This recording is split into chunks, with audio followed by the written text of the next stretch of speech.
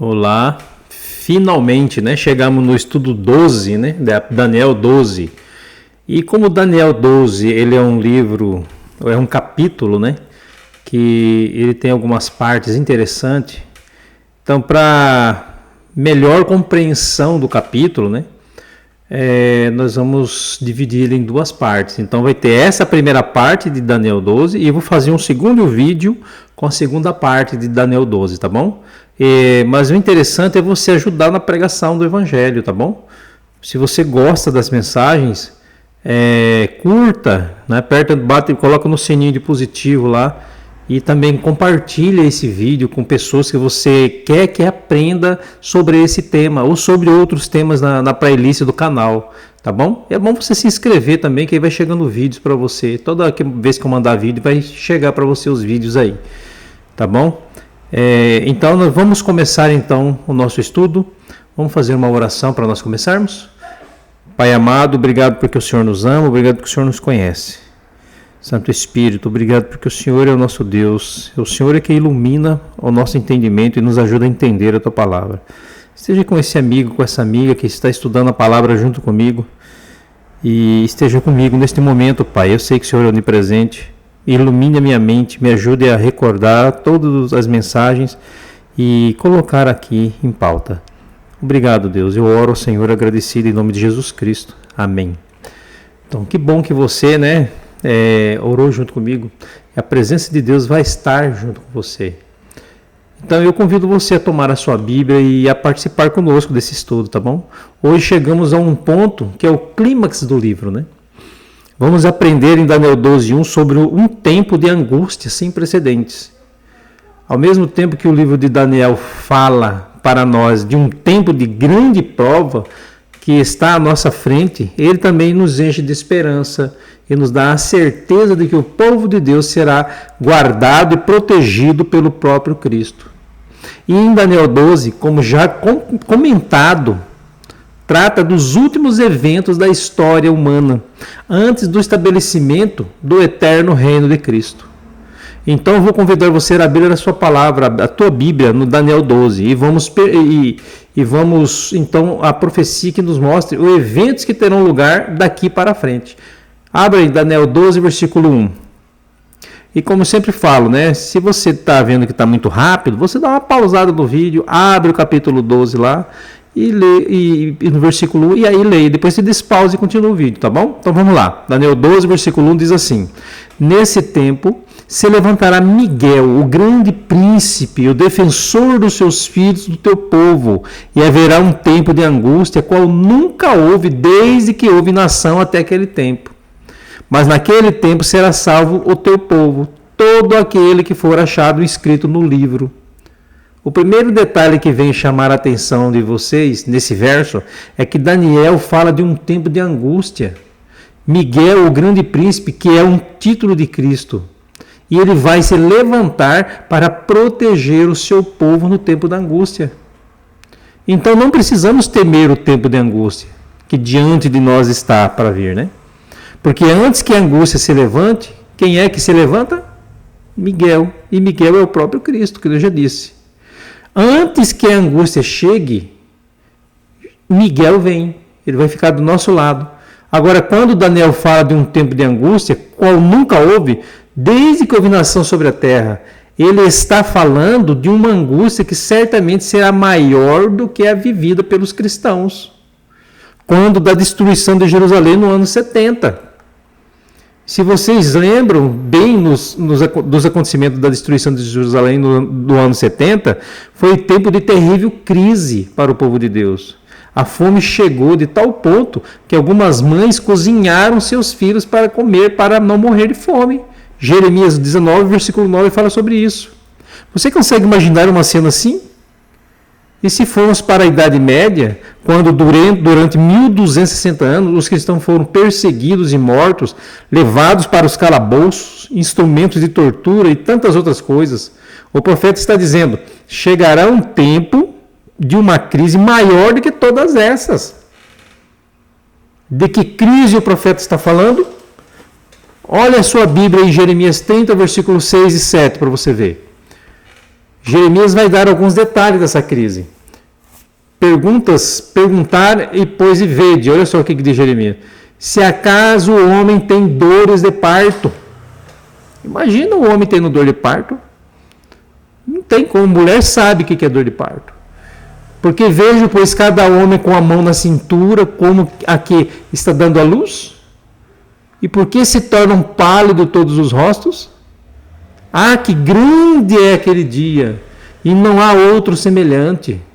É tempo de angústia para Jacó. Ele, porém, se livrará dela. Jeremias chama esse tempo de angústia de Jacó. Em Gênesis 33, você vai encontrar a experiência de Jacó no encontro com Esaú. Jacó havia enganado seu irmão Esaú. E agora Jacó descobre que o seu irmão está vivo, com 400 soldados atrás dele. E esse momento, esse clima que Jacó vive antes da chegada do seu irmão, é um tempo de angústia.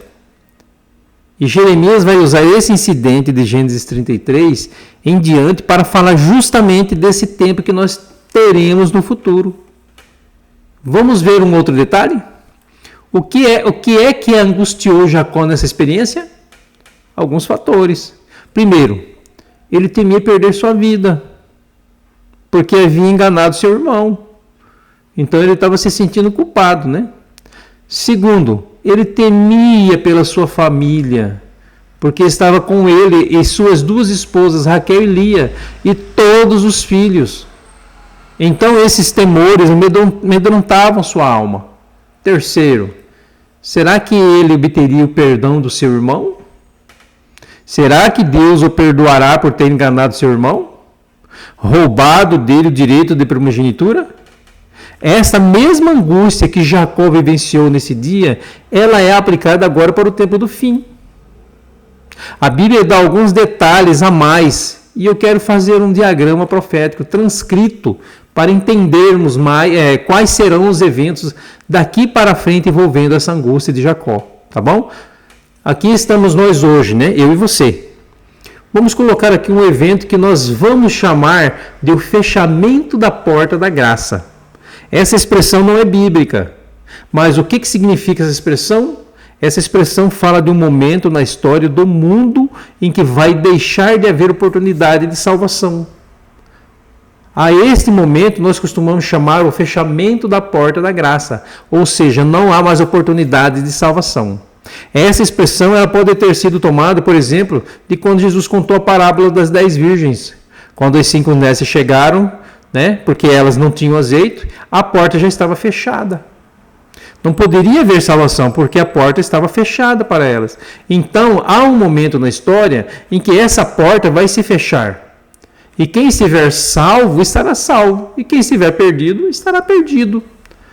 Abra sua Bíblia em Apocalipse 22, versículo 11. Olha só o que diz lá. Que é um dos versos que confirma essa ideia que eu estou apresentando para vocês. Olha só. Continue o injusto fazendo injustiça e continue o imundo ainda sendo imundo. O justo continue na prática da justiça e o santo continue ao quê? A santificar-se. Ou seja, quem está salvo está salvo. Quem está perdido está perdido. A isso chamamos do fechamento da porta da graça.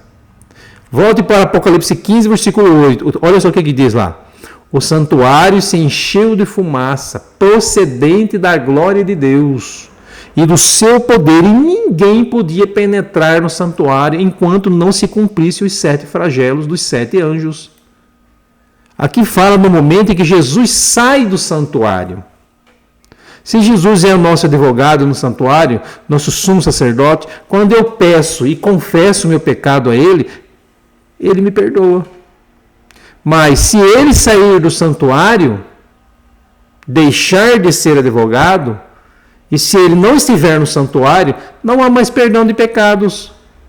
Porque Jesus, quando sair do santuário, ele já sairá para derramar as 7 pragas sobre a terra. E depois volta para buscar os salvos. Porque as pragas só atingirão os ímpios. Está claro esse ponto aqui? Haverá um momento histórico em que a porta da graça vai se fechar. Deus tem esse dia marcado. Ele não está revelado na palavra, mas tem esse dia marcado. Esse dia pode ser antecipado para algum ser humano. Né? Pode ser antecipado. Pode por duas circunstâncias. Alguém pode ter a sua salvação definida ou perdição definida antes desse momento. Só mediante dois eventos. O primeiro deles, a morte. Quando alguém morre, ele morre salvo ou morre perdido. Ninguém morre para depois decidir o que vai fazer. Ninguém morre para depois ressuscitar e ver se tem chance. Quando alguém morre no exato momento da morte, o seu caso foi decidido. Ele vai morrer salvo, vai morrer perdido. Essa ideia de que você vai morrer, vai ressuscitar, se encarnar, ter uma segunda chance, são estratégias do diabo. Quando uma pessoa morre, diz a Bíblia, acabou a chance de salvação para ela. Se ela já está salva, ela vai morrer salva. E é claro, né? Mas se ela está perdida, ela vai morrer perdida. Então a morte sela o destino da pessoa, ou para a salvação, ou para a perdição. Então quando alguém morre, ele morre salvo ou perdido. E talvez não chegue nesse ponto da história, né? Outro detalhe, qual é o outro evento que pode antecipar esse momento? Jesus falou dele. Jesus disse assim: se vocês blasfemarem contra o Filho, vocês serão perdoados.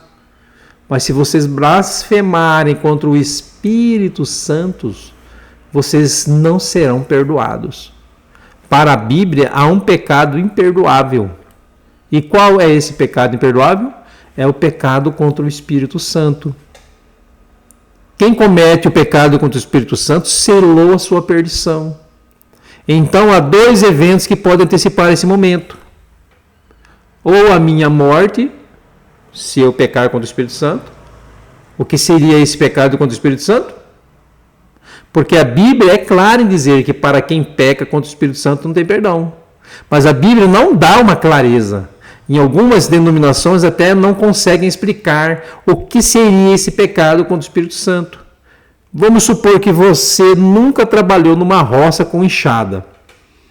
E um dia você é levado a trabalhar com a enxada na roça.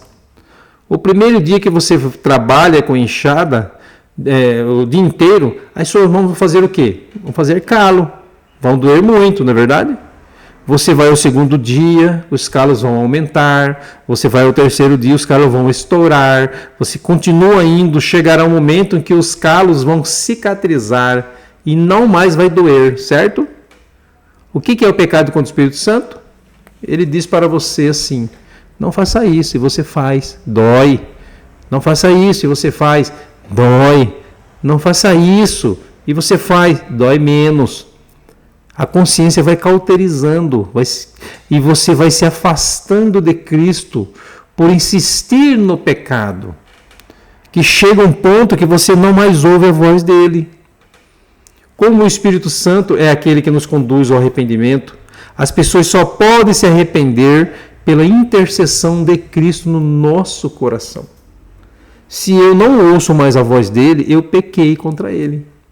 Não que ele não esteja desejoso, né, de salvar, mas agora eu não posso mais ouvi-lo. Eu me coloquei numa posição fora do alcance dele. Aí eu pequei contra o Espírito Santo. E para tal pessoa, o quê? Não há salvação. Ela não quer. Se o Espírito Santo, que nos concede arrependimento, após o fechamento da porta da graça, ele vai se retirar.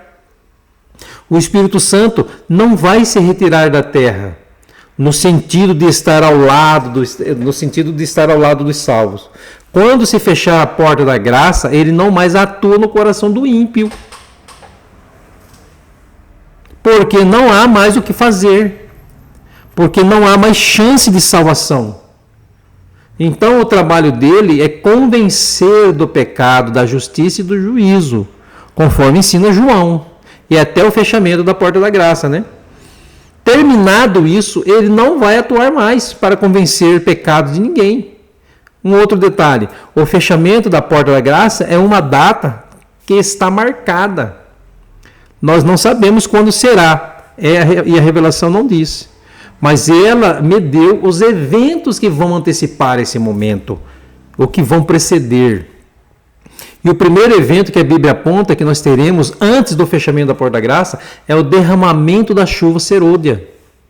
Essa expressão chuva serôdia é tomada do profeta Joel.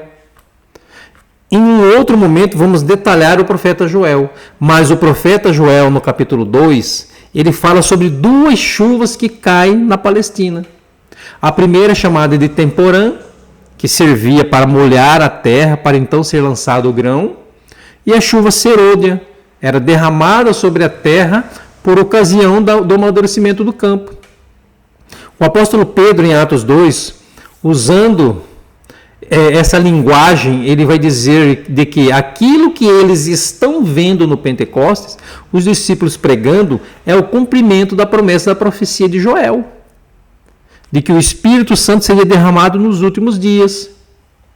Então, os apóstolos, eles foram testemunha da dispensação do Espírito Santo. O que significa isso? Cristo estava conosco, mas quando ele morre, foi para os céus e ele prometeu: eu preciso ir, porque se eu não for, o Consolador não virá. Então, Jesus foi e enviou o seu Espírito, o Espírito Santo. E o Espírito Santo veio no dia do Pentecostes. Então nós chamamos esse evento de Atos 2 de o derramamento da chuva temporã. A primeira chuva, porque a semente do Evangelho nasceu com a igreja primitiva, que Jesus fundou sobre ele mesmo. Agora, antes que a porta da graça se feche, descerá sobre nós o poder do Espírito Santo em forma de chuva, chuva serôdia.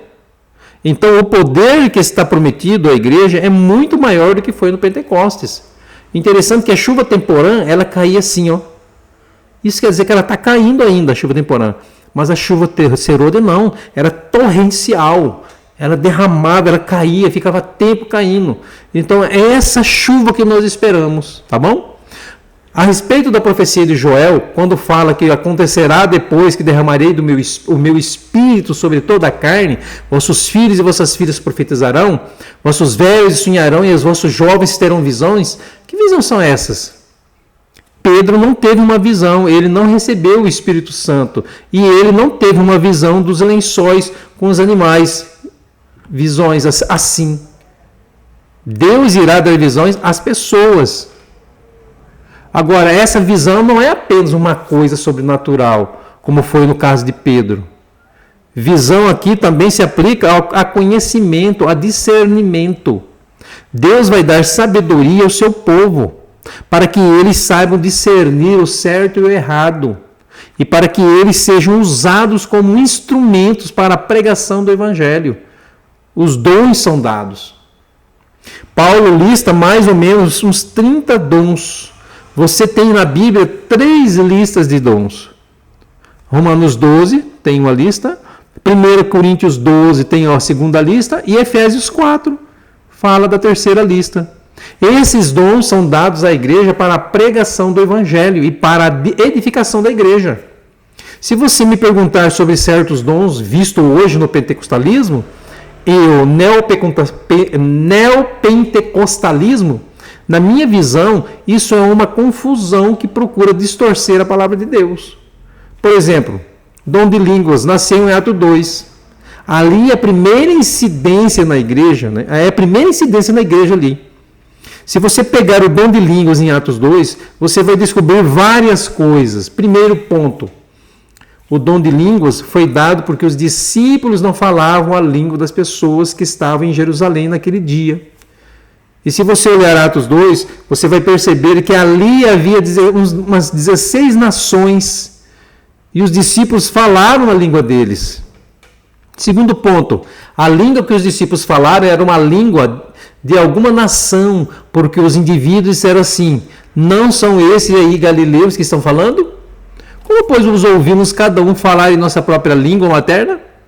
Em Atos 2, estão dizendo que dom de línguas o dom de línguas é a habilidade que Deus te dá de falar uma língua materna, que você nunca estudou. Por exemplo, eu me encontro com você. Você fala russo. Eu nunca estudei russo. Eu não sei uma palavra de russo. Mas Deus quer me usar para pregar para você. Aí eu começo a conversar, como se estivesse falando português, que ele vai entender russo. Isso é o dom de línguas. Agora, precisa que Deus me dê o dom de línguas para falar para vocês agora. Precisa eu falar em outro idioma? Não. Ou você está entendendo o meu pobre português? Não está entendendo?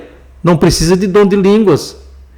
É porque... E por que que eu tenho uma igreja cheia de gente que fala português e alguém está falando língua estranha?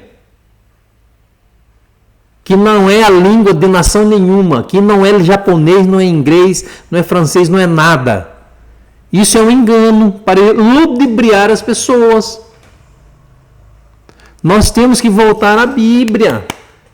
Porque a Bíblia prova de que dom de línguas só é dado quando há necessidade. E a possibilidade de falar uma língua materna que você nunca teve contato. É a possibilidade. Você só fala quando o Espírito Santo der, porque é Ele quem distribui. E segundo Paulo, em 1 Coríntios 12, conforme lhe apraz, diz, conforme lhe apraz. Não diga que na igreja todo mundo tem que ter o mesmo dom, porque o Espírito Santo quem distribui, não somos nós. Por que a igreja receberá chuva serôdia? Para a pregação do Evangelho. Deixa eu listar aqui, então, 4 eventos que terão lugar antes da volta de Jesus.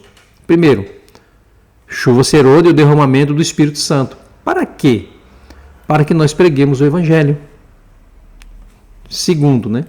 E aqui eu volto a colocar o evento na linha profética, chamado decreto dominical. O que é esse decreto dominical?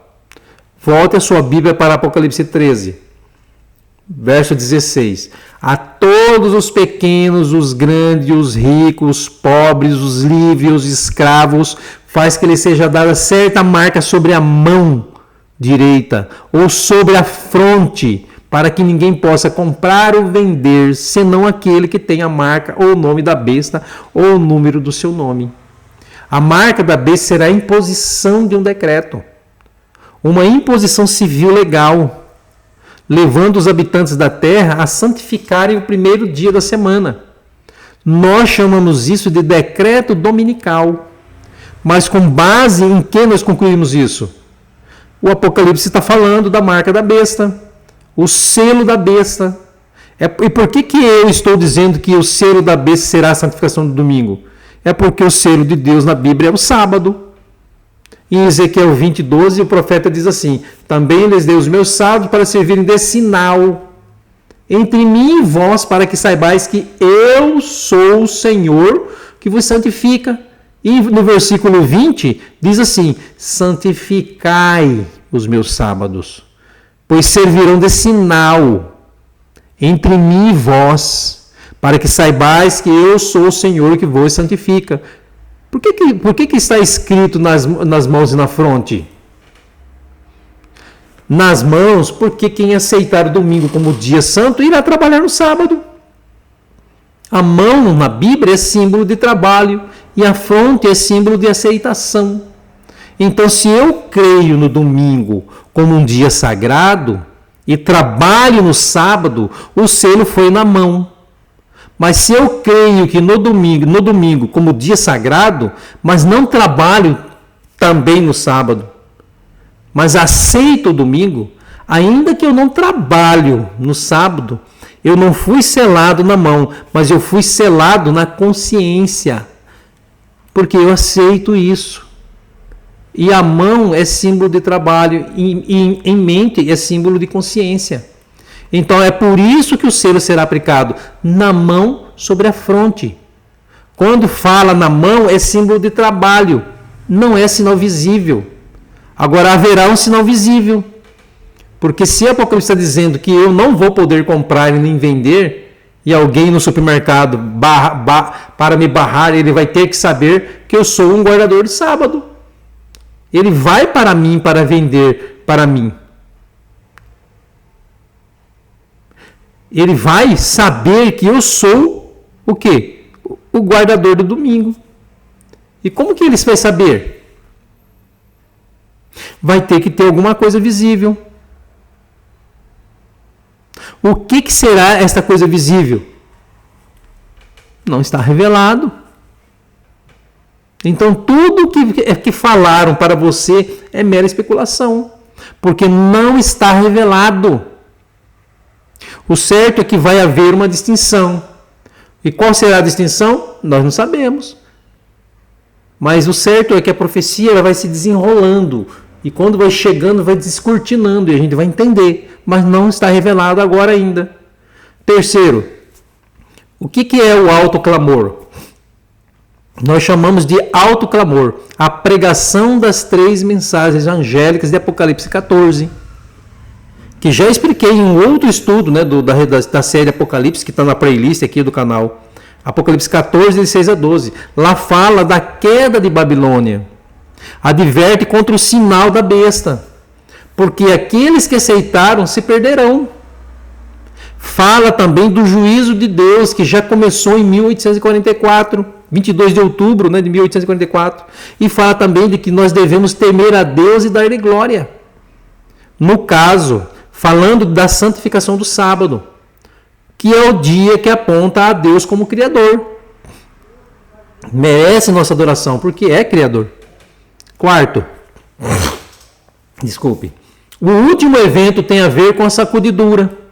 O que quer dizer esse evento de sacudidura? A igreja vai ser sacudida. A igreja vai ser peneirada. É nesse processo de peneiramento, os infiéis, aqueles que não querem acreditar na igreja, na verdade, na palavra da igreja, dentro da igreja remanescente, eles vão sair. Quem serão os infiéis? Aqueles que não aceitarem a palavra de Deus, como é. Então, cedo ou tarde, na igreja remanescente, quem não aceitar a mensagem da palavra de Deus, ele vai acabar saindo. Jesus falou sobre isso ao falar do trigo e do joio. Estão lembrados? Jesus falou do trigo e do joio.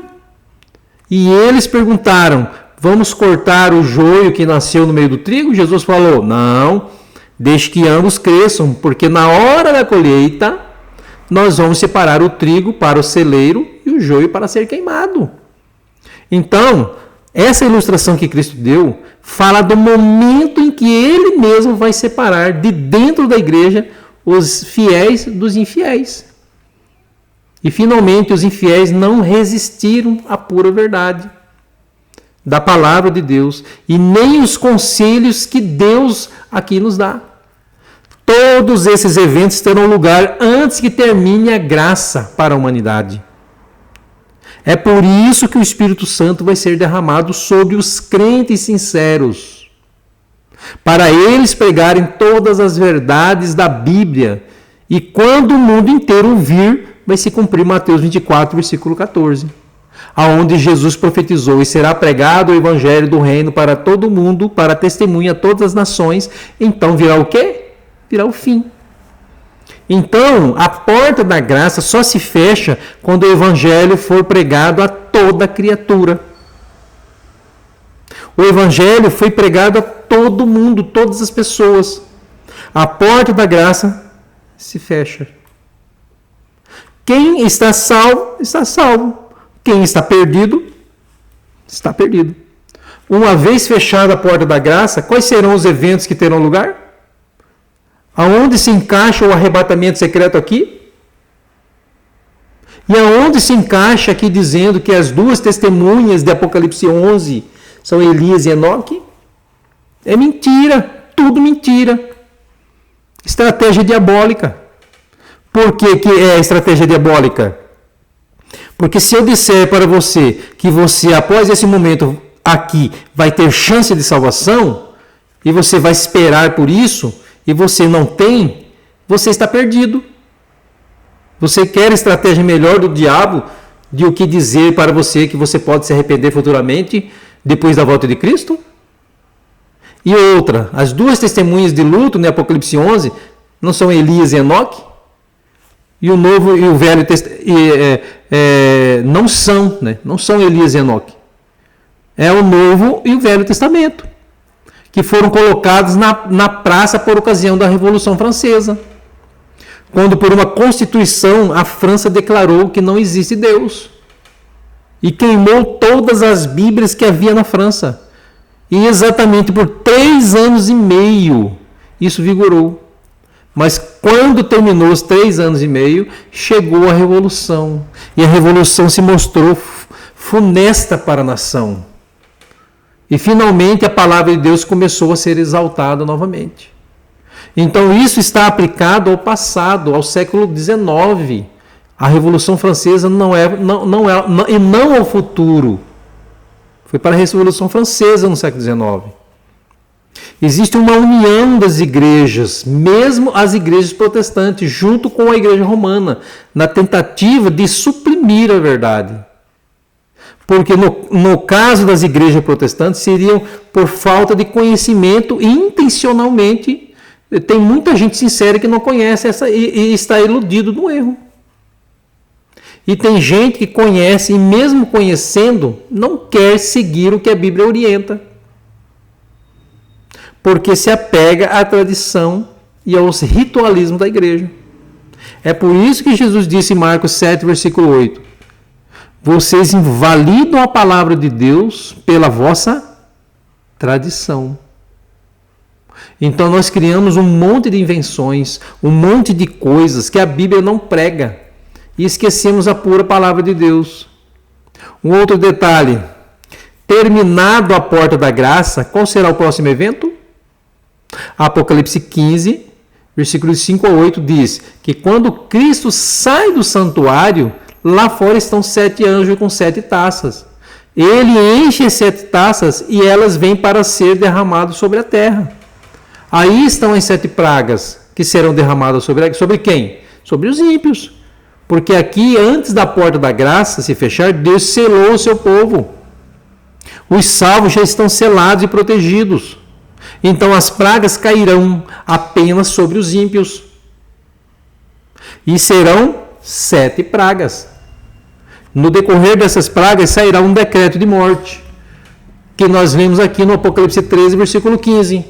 E diz assim: ele foi dado comunicar fôlego à imagem da besta, para que não só a imagem falasse, como ainda fizesse morrer quantos não adorassem a imagem da besta. Aqui está o decreto de morte. Esse decreto de morte será expedido pelas autoridades civis contra os filhos de Deus que não aceitaram o decreto dominical, que não se uniram no movimento ecumênico. O ecumenismo é profético, ele vai acontecer. As igrejas vão se unir, mas o povo de Deus não se unirá nesse movimento. Sabe por que não? Porque o ecumenismo vai se unir, mas não vai voltar para a Bíblia. O ecumenismo vai acontecer, mas não é um retorno à Bíblia. É um apartamento da palavra de Deus da Bíblia. Porque esse movimento ecumênico não vai crer e pregar como está na palavra. Durante as 7 pragas e o decreto de morte, então teremos a angústia de Jacó. O que será essa angústia de Jacó? Será uma angústia que os salvos viverão. Os salvos viverão. Mas eles já não estão salvos? Então por que a porta da graça se fechou? Mas eles não sabem que eles estão salvos. Vocês entenderam? Eles não sabem que eles estão salvos. Eles vão passar pela angústia, mas eles já estão salvos.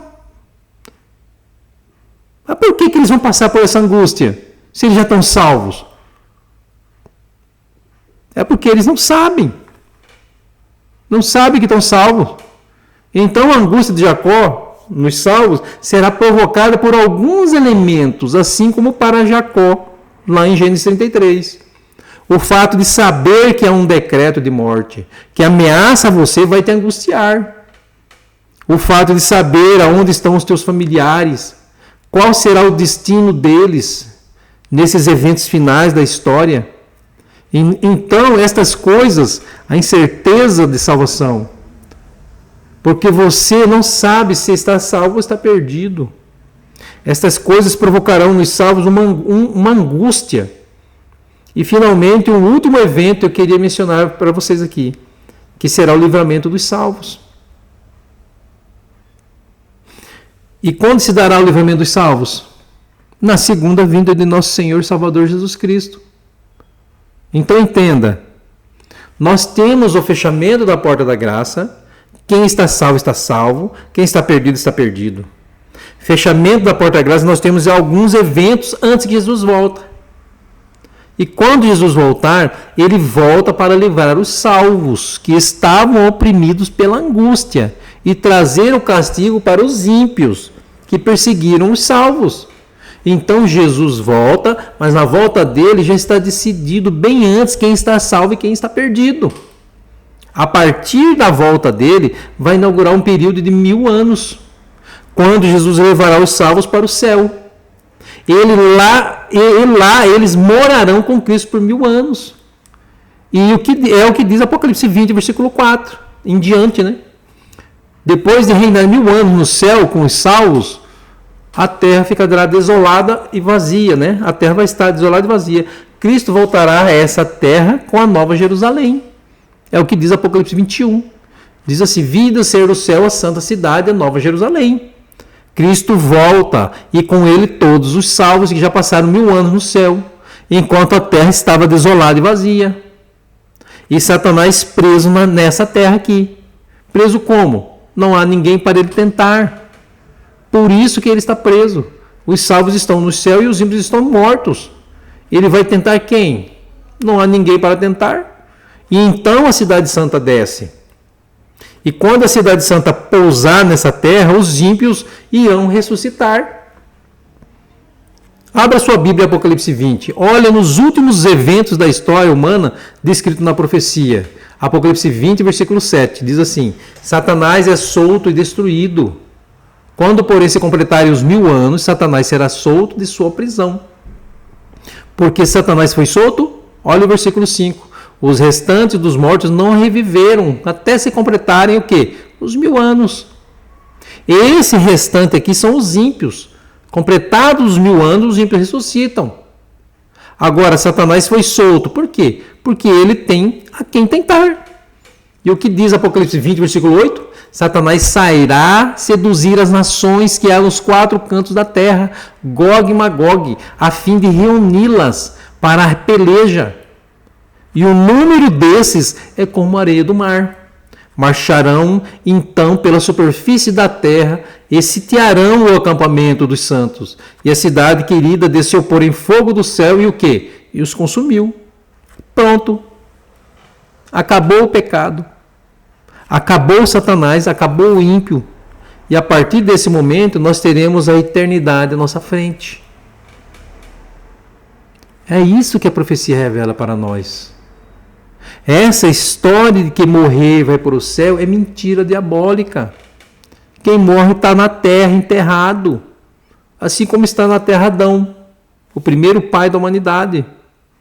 Quem morre está sepultado, não tem ninguém no céu. Só o que a Bíblia fala que está, né?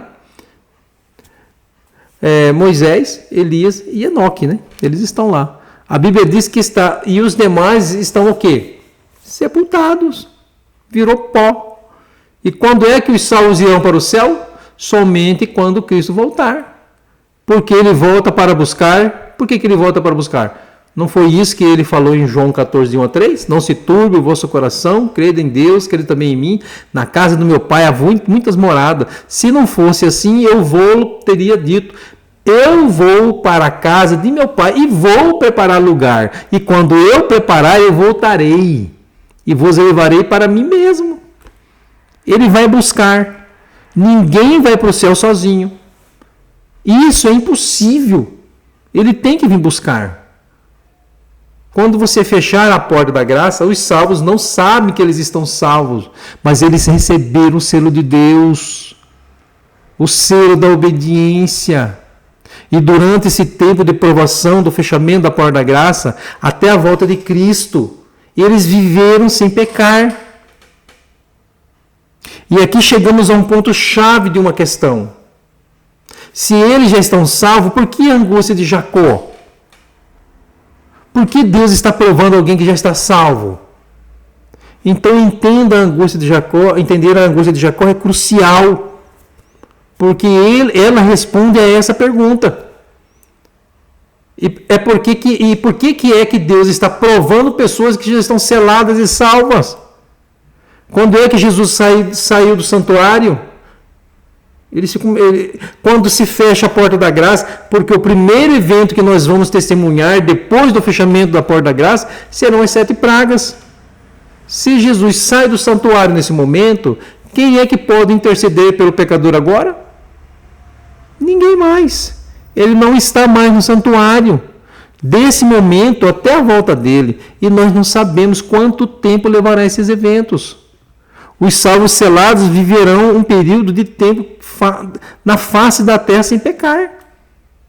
Eles não têm intercessor no santuário para perdoá-los, caso pecasse, mas eles não irão pecar. E esses salvos, nesse período, o Apocalipse 14 e o Apocalipse 7, os chama de 144 mil. Quem são os 144 mil? Todos os salvos vivos, quando se fecha a porta da graça. E eles passarão pelo período da angústia de Jacó sem pecar. Eles não foram glorificados ainda, porque a glorificação do corpo ela só acontece na segunda vinda. Mas eles viverão o período de tempo sem pecar. E por que eles passarão por isso e viverão um tempo sem pecar? Porque por toda a eternidade, os 144 mil serão uma comitiva especial de Cristo. O Apocalipse declara de que aonde quer que Jesus for, os 144 mil estarão com ele. E por que estarão com ele? Porque eles são a prova viva de que a lei de Deus poderia ser guardada. Mesmo com angústia, com sofrimento, a lei poderia ser guardada. E de que o diabo estava errado quando disse que a lei de Deus não pode ser observado. Você entendeu? Os 144 mil é a prova viva de que a lei de Deus pode ser guardada. E Satanás, ele caiu numa furada nas suas acusações. Quando ele acusa Deus de que a lei dele é injusta, a lei não é injusta. Você entende que ao longo da história humana tem havido um grande conflito entre o bem e o mal? E Daniel 12 está apontando o momento em que esse conflito está chegando ao fim. Sabe por que está chegando ao fim? Porque Jesus está próximo de voltar. E eu e você estamos no meio desse conflito. E só há um meio de escapar. O Apocalipse diz, qual é esse meio? Ele diz assim, eles, pois, o venceram por causa do quê? Do sangue do Cordeiro. E em face da própria morte não amaram a vida. Só há um meio de escapar. Qual é? Entregar a nossa vida a Cristo. Para pregar a palavra de Deus. Jesus está voltando. Já podemos ouvir os passos de um Deus que se aproxima. Os eventos, como a profecia descrevem, eles estão todos em andamento. Eu e você precisamos nos preparar. Pense nisso com muito carinho. Qual será a sua resposta a Jesus? É certo que hoje nós apresentamos muita informação e talvez você ficou um pouco confuso com algumas coisas, mas o meu conselho para você é que você pegue sua Bíblia e comece a estudá-la de forma sistemática, com carinho, confiando que um Deus de amor está te ajudando. Ore antes de ler a palavra de Deus. Você vai perceber que a profecia coloca todos os eventos que terão lugar daqui para frente. Deus não nos deixou em treva das coisas que irão acontecer. A profecia ela nos faz crescer em confiança na liderança de Deus e, sobretudo, na veracidade do seu livro. Que Deus abençoe você. Nós vamos orar agora para encerrar esse estudo, essa primeira parte. E eu espero que você esteja preparado para tudo que nós vamos falar aqui. E eu espero que você aceite, se entregue na mão de Jesus Cristo. E nós vamos, como eu falei, nós vamos terminar com a segunda parte de Daniel 12, que nós vamos falar sobre o estabelecimento do reino eterno de Cristo. Que você esteja preparado para isso. Que Deus te ama, Jesus te ama. Jesus quer você na vida dele. Ouça a voz do Espírito Santo te falando agora. Se entregue a Ele. Confie. Comece a estudar a palavra de Deus. Comece a estudar, se entregue a Jesus Cristo. Aí você começa a estudar e Deus vai dar chuva temporã nos dias de hoje para você. E no dia que Jesus estiver voltando, se nós estivermos vivos, você vai receber a chuva serôdia. Compensa ser fiel. Que Deus abençoe a você. Vamos fazer uma oração? Santo Espírito, obrigado porque o Senhor nos ama, obrigado porque o Senhor conhece nossas vidas, conhece a vida do meu amigo, da minha amiga que está fazendo esse estudo comigo. Foram muitas informações, Pai, mas nós esperamos a Tua volta, nós queremos ir com o Senhor ao encontro do Senhor nos ares. Se é para morrer, morremos pregando a Tua palavra. E que seja feito o Teu santo querer, ó Deus. Obrigado. Esteja com minha amiga, com meu amigo e esteja comigo, em nome de Jesus Cristo. Amém. Amém, né? Que Deus abençoe você, que Deus cuide de você e ilumine a mente de você para que você confie no poder de Deus. As pessoas têm dúvida de Deus. Ele é real. Ele é real, muito real. Senão você não existia. Eu até falo, quem existe somos nós. Deus ele é eterno. Por isso que a gente existe. Ele criou a gente. E Ele nos ama muito. Só para você ter uma ideia, Ele conta os fios de cabelo da nossa cabeça. Ele sabe contado, decorado. Ele é igual a mãe, quando o filho está doente, ele fica lá pertinho, cuidando, zelando do filho. E não é qualquer um, não, é todos. Não pensa que você é menos do que os outros. Deus ama você do mesmo jeitinho. Então confie em Deus, tá bom? E como sempre finalizo o estudo com João 4:24, eu quero finalizar falando ele novamente, tá bom? Que diz assim: Deus é Espírito, e importa que os seus adoradores o adorem em espírito e em verdade. Tchau, fica com Deus, tá bom?